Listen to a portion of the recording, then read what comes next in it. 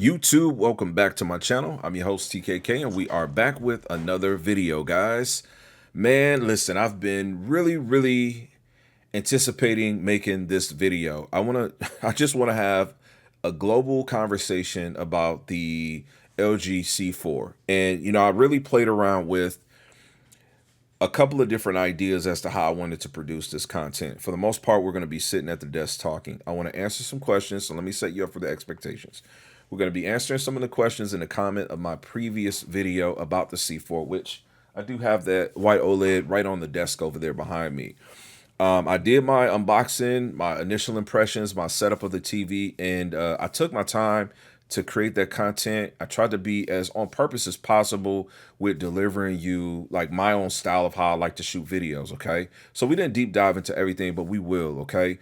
But in this video, I wanted to kind of just scroll through some of the comments, or at least not scroll through, but answer some of the comments, talk about some of the frequently mentioned things about this TV.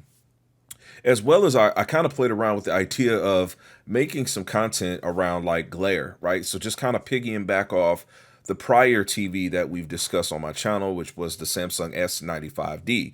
We only made one video about that, and then we made a follow-up discussion. So maybe this is a new trend, new way that I can start filming some content.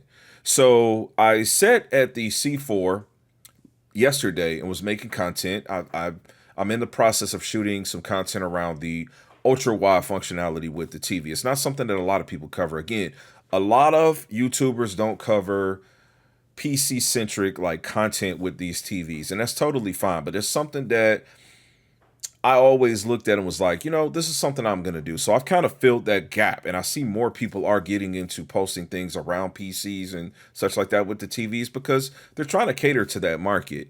But I was making this content, and the content was around ultra wide, and I got to focusing on like just the glare of it. I've completely shot about 70% of this video that I was going to shoot, and then within me shooting that video, I got into shooting another video, and I'm going to share that within this video. So this video is going to have some depth to it. This is the expectations. Just utilize the timestamps to get to where you may want to be, and we're going to get it going right after this intro.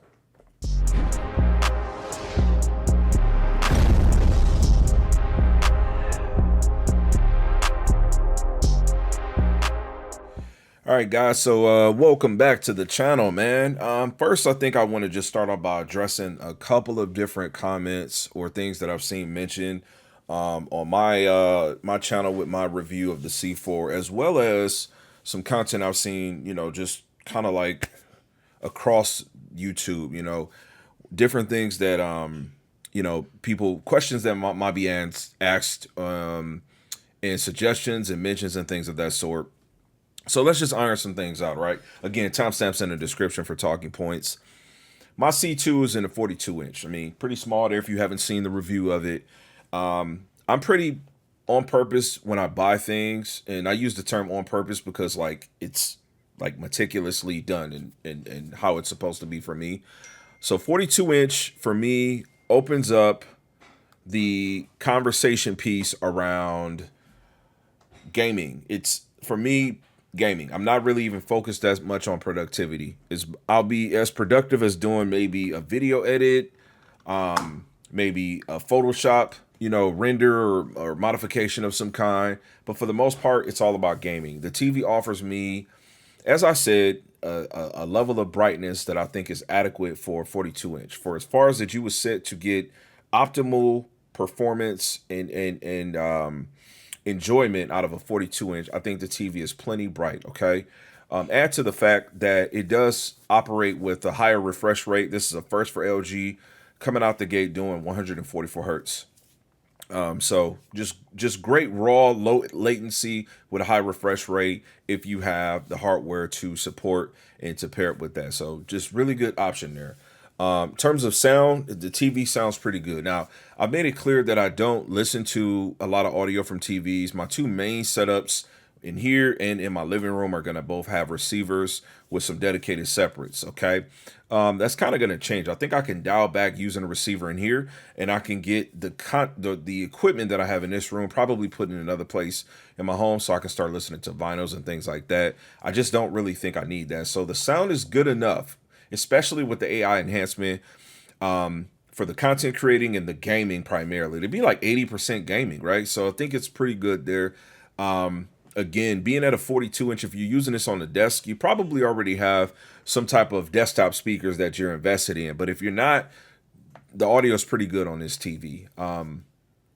So that's there, right? Black levels are good. You know, I think the biggest thing is just like something that we'll discuss later in this video. As I said in the expectations opening of this, it's going to have a lot of depth to it because there's a couple of different things that I want to cover with this TV and beyond, just like in general with white OLEDs or just with OLEDs, right? But yeah, it's just been overall just a great performer for me. So I just wanted to kind of cover like how the TV's been so far. We'll get to the next thing now. All right, so I want to read this comment because this is going to go into like blooming, right? I was going to make this an entire video on its own outside of me answering questions about like the C4, okay? I got this comment from J Cruz 6453, as you can see on the screen. Hopefully you can see that pretty well. If not, we're going to read it. He says, the reason I never got an OLED was because of the lack of brightness paired with the reflections.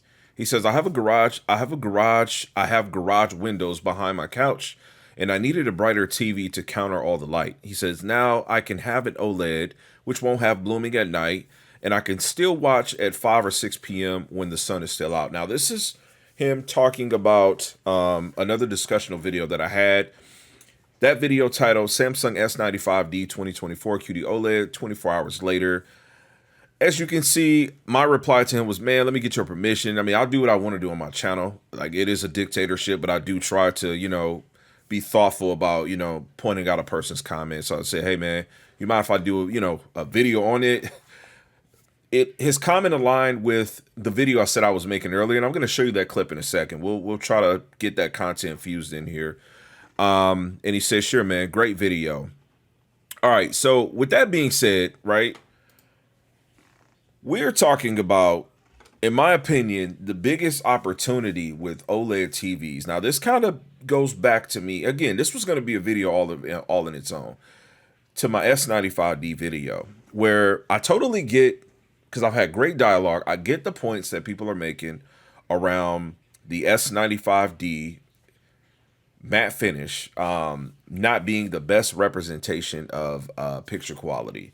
I understand that, but I think that in totality, so number one, let me back up. One thing we have to consider, we're talking amongst ourselves on YouTube, and we're enthusiasts. Now, I can tell on average when I've got a comment from somebody who's more casual, that is not so focused on seeing every single pixel in its perfection, okay? I know when I'm talking to that person that's like, hey, man, look, it's been a while since I've bought a TV, I watch your content, I like your delivery, etc., yada, yada. I can tell when I'm watching it on Whisper Status Channel, FOMOs, KGs, like we have, though, as a community, all of us that make these videos, we have people that watch our content and they're not in the forums. They don't have time for that.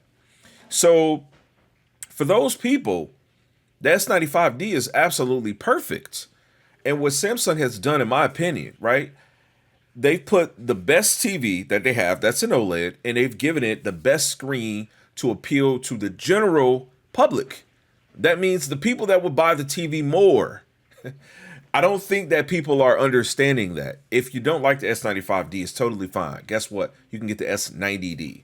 The only differences between the two going to be the finish.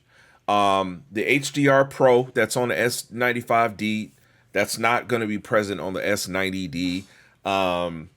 There's one other thing that I can't think of. The speakers, the One Connect, right? Like, there is an option out there for you. But to this person's comment, it is exactly what I was talking about. Now, the next physical transition that we're going to go into is me making content around the C4, which this is why this all ties in.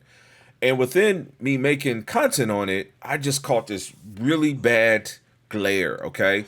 And I'm going to go ahead and implement it here, and we're going to B-roll over it just so that we can have some talking points to what I was trying to articulate. As a matter of fact, I'm not even going to B-roll over it. I'm just going to let it run as if it was the video I intended to create. So check it out right now. YouTube, welcome back to my channel. I'm your host TKK and we are back with another video, guys. So the interesting thing about this upload that I'm recording right now, guys, is that I'm actually in between transitions shooting some ultra wide content for the LG C4 OLED. We've got the initial impressions, we've got that up, and so the ultra wide video is going to come up after this short upload. This is going to be a quick upload. A lot of you guys say you don't like that matte finish on the S95C. So let's just talk about a little bit what's going on here. I'm obviously playing with ultra wide. This is Shadow of the Tomb Raider. I don't have autofocus on with the camera right now. This is with me turning autofocus on to try to, you know, turn it down where you can't really see anything. But making it so that you can see this kind of how I am, one-to-one, it's pretty tough. It is. It really is tough because there's a lot of reflections there. This is the biggest problem with your traditional OLED technology without the matte screen. I could turn the lights off and yeah, things would be a lot better. But if I wanted to play in a well-lit room, geez, I can see everything behind me. I can see my picture frames. It's one right here, one right here, one right there. If you guys see my game room, you kind of know. I can see the reflection here that I have arcade sticks because the screen is like a mirror. You know, it's like a mirror. So I hear all this talk about, oh, the S95D looks the best in a dark room. What? This is a bright room. You want inky blacks? Great, you get that. I mean, I'm not here to argue either way. You know, I own all the technology, man. But man, this is like I can see my chair. I mean, you guys can see, right? You see that rotating through. Once you start seeing that, it becomes distracting for you to be able to see it. Now you have a TV that you can only watch and utilize in certain specific scenarios. That is the challenge, right? That is the challenge. That is the challenge with 77-inch G2. That's back there. So, yeah, there's definitely some opportunity, we'll call it, within the non-matte finish screen. It's definitely not perfect. Yes, when it's set right, oh my goodness, it looks freaking incredible. Blacks are going to look the most absolute pure. But this is just like logical talk, man. This is why it's good for companies to try stuff, because maybe we get to a middle ground where, you know, we can see something that's in between that, you know, kind of caters to everybody. But I don't know. What do you guys think, man? I am loving this C4. This is great TV. Right now, like I said, I'm just making some content on ultra wide mode, so testing some stuff out. This TV has some great potentials, and I'm loving it. And make sure you check out my initial impressions of it if you haven't seen it. But just wanted to do a quick talking video. That's what we got. Catch you on the next video. Peace, God bless, and as I always say, man, max love. All right, so what are your thoughts? Please let me know what your thoughts are in regards to glare, because I think this is truly probably the biggest opportunity that OLED TVs have had since their infancy. I don't think it's been image retention. Image retention definitely has played a large part, but I think that we've gotten to the point where we have the pixel refresh and all the different pieces of technology in these panels longer than we went without them, to the point where the general consumer today can buy an affordable, large, perfect pixel television and not have to concern themselves with that. What you do have to concern yourself with is getting the right space together, which is harder. It's a lot harder than you can imagine. If you have your room set up and you've got that perfect wall where that TV is going to go, or that perfect area where that TV stand is going to go, it's hard to not be able to get that OLED there, okay?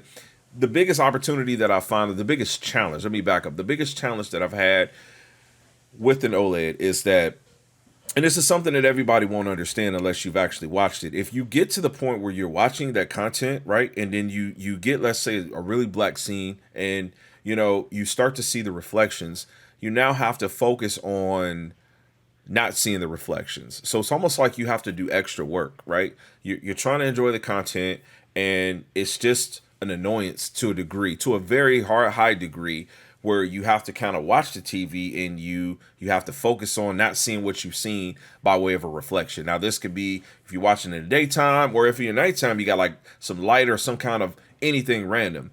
Keep it in mind, like Tech with KG said in his S95D video, everybody doesn't have a bat cave. And this is kind of like regurgitated from the video that I made, you know, as a follow-up from my initial impressions. So you really, in my opinion, the best way to watch an OLED is to have a room that does not have windows, no windows. We're talking essentially a theater room. That is going to give you the best picture quality. Now, we're not talking about the blacks being as inky as possible. We're talking about just real time positioning, how you have your room set. Now, my room has windows. The windows are actually in this direction. I have the C4 where I had it. I was sitting in this direction right here. So you know what was crazy? What I was seeing was actually, and if you watched the transition prior to this, you know what I've seen. I was seeing my picture frames. I have a Street Fighter room. This room is built around my love and passion for Street Fighter, okay? So I've got a ton of arcade sticks. I got a couple of posters, and the posters were acting as a reflection to what was on the TV. So it was just this weird dynamic that was happening. And so I thought that was really interesting. Now, I was granted using ultra wide because, as I said, that part of content was a part of another video that I have coming around UW. But it was an interesting point. And then the comment that led to it, I digress. Let me know what y'all think about that. We're going to get back to some comments. I said this is a long video, so leave a thumb up if you're enjoying so far, and stick with me. All right, so I kind of talked about this in the first transition where I was talking about just like, you know, how like my initial impressions of the TV and my thoughts on it. I love the TV, but specifically I've been asked around like the brightness, and if, you know, I feel like it's bright enough. I do think that the TV offers enough brightness. Again, keep it in mind, I bought it in 42-inch, right? So there's two things that goes with that. Number one, I bought a smaller panel because I plan on sitting closer to it. It's only so much brightness you would want, right? And then the brightness needs to be purposeful. That means that it needs to be in specific details based on the content that you're watching. The TV is definitely not a dim TV. Now, if you're envisioning that the C4 is going to be an option for you, if you're going 55-inch or lighter, you're getting a brighter panel automatically. The 42, 48-inch is not going to have that extra brightness boost that you're going to get from 55 in larger classes. But I do think that the TV has, you know, great brightness, great peak brightness. And so far, I've just been impressed with it in the use case that I've been using it for, okay? This has been pretty commonly spoken on, right? C3 or C4? So first, I got to be clear. I've never in my life owned a C3. I had no reason to buy a C3. If you don't know about the story, I bought the G3 last year, and it didn't work out for me. So I ended up returning it. Doesn't happen often, but I returned that TV. I actually exchanged it because the 77-inch G2 that I have on the wall is what I got in exchange for my G3 that was in 55-inch. Like the 42-inch C4, I bought the 55-inch G3 with the intentions of having it as a gaming TV. Now, at the time that I had the G3 and 55-inch, we got a little story time here. I had it on the wall that the 77-inch is next to an S90C. I wasn't impressed with the G3 with seeing the S90C. I just, you know, it was a QD OLED versus a white OLED with MLA, but there just wasn't enough for me there, okay? So I said all that to say that, you know, I have never owned a C3, so I can't speak intelligently to it. I've seen them on display, and, you know, the display content is just, it's not enough for you to make a judgment because there's a lot of artificial light in these stores. And so you see the reflections, and you're just not able to, interact with the TV in the way that you would if you personally had it. What I can say to you now is that the C4 in the size that I got, it's about $1,500, okay? Not sure of the prices of the C3. I think you probably can get it for around $1,000, maybe $1,100. I can't say that the C4 is going to be worth it. It's just not something that I can answer for you. I know it was worth it for me because I know how I am. I know me as a consumer. So a part of that comes down to you knowing yourself. You need to really evaluate who you are, what you can afford, and what your expectations are. I like to shoot straight for the gusto. I like the best that I can get for whatever I'm trying to get.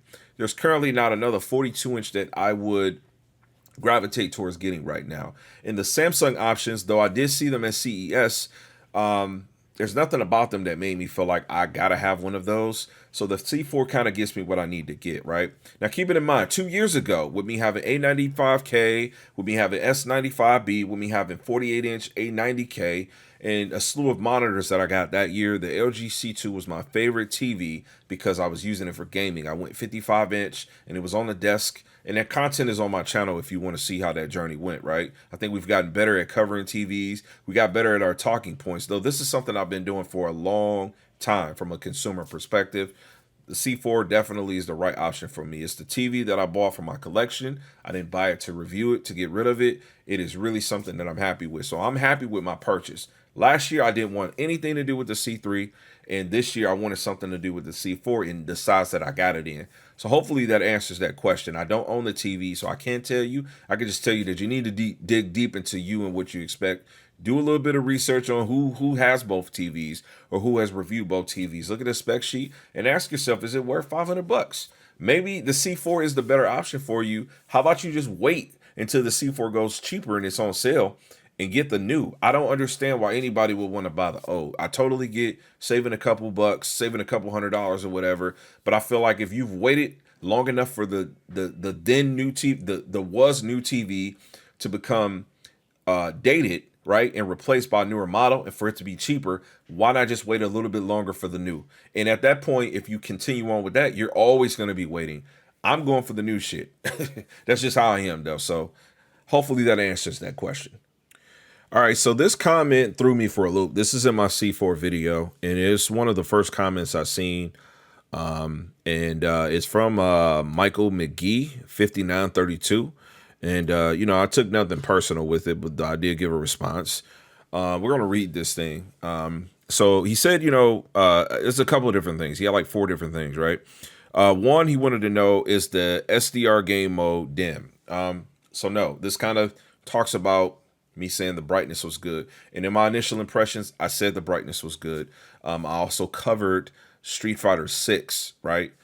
Street Fighter 6 is a SDR game, right? I mean, in an initial impressions, that's like 26 minutes long of a video. There's only so much I can give you, right? But I'm giving you my initial impressions.